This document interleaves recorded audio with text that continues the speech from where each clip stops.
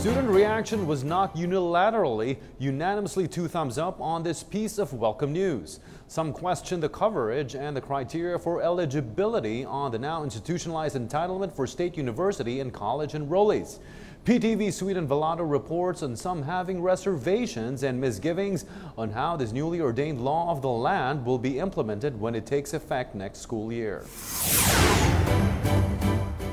Filipino college students have mixed opinions and reactions on free tuition fee in state universities and colleges, or SUCs, following the signing of Universal Access to Quality Tertiary Education Act of 2017 by President Rodrigo Duterte last August 3. There are proposals that only poor but deserving students should benefit from the government's free college education.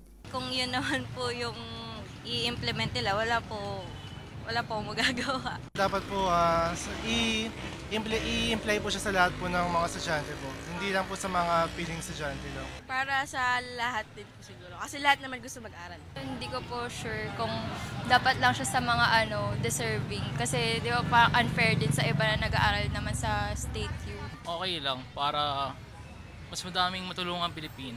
According to Senator Panfilo Lacson, huge amount will be needed to fund the law. Thus, proper screening of students must be covered by the Implementing Rules and Regulations, or IRR. He says it won't be fair if the government would pay for students in SUCs who only cut classes and are also called repeaters.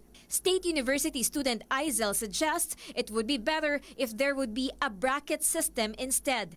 Pwede din po na by bracket, kung parang hatiin nila kung talaga bang kaya nito magbayad o hindi. Sayang din naman po kasi kung kaya naman magbayad, bakit ililipat?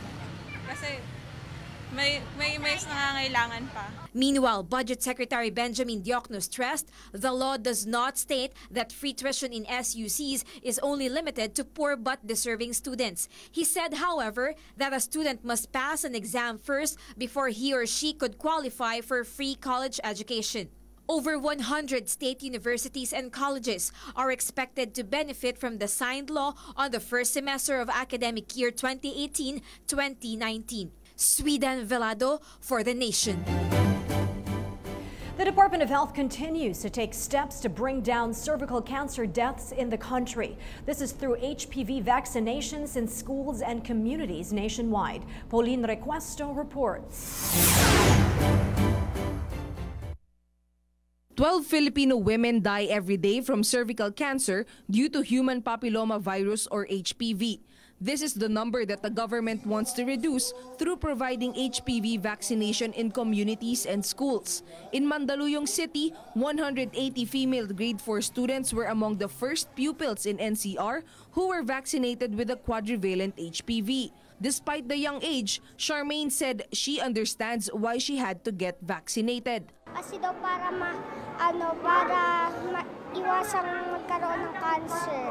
Katulad ng babaeng pinanood po namin. Health Undersecretary Gerardo Bayugo said DOH will conduct HPV immunization in schools from 47 different provinces in the country. HPV vaccination has already started in some areas, while the government has begun its community-based immunization in 20 selected provinces.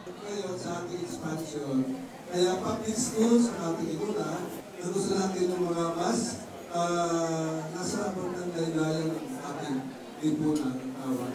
Ang bigyan natin ng unang atensyon sa kalusugan. Under the HPV immunization program, students aged 9 to 10 will be vaccinated. 2 dosage are needed to complete the vaccine, with the second one to be given 6 months after the first dosage. DOH, on the other hand, guaranteed that the government provides free cervical screening in health centers. Upskill po yung uso ng araw. Hanggang ngayon po, ginagawa pa rin yan. Ngayon po, meron tayong additional screening test, yung VIA, visual inspection with acetic acid. The Health Department also encouraged women to get vaccinated as prevention is better and less costly than cure. Ang cost ng treatment range from 150,000 pesos to 500,000. But the vaccine is only 1,300 plus other mga siguro, sabi mo lang 2,000 ang cost. So that's how much you save. Aside from immunization, disease from HPV can be prevented with healthy lifestyle, avoiding risky sexual behavior, and going for a regular checkup.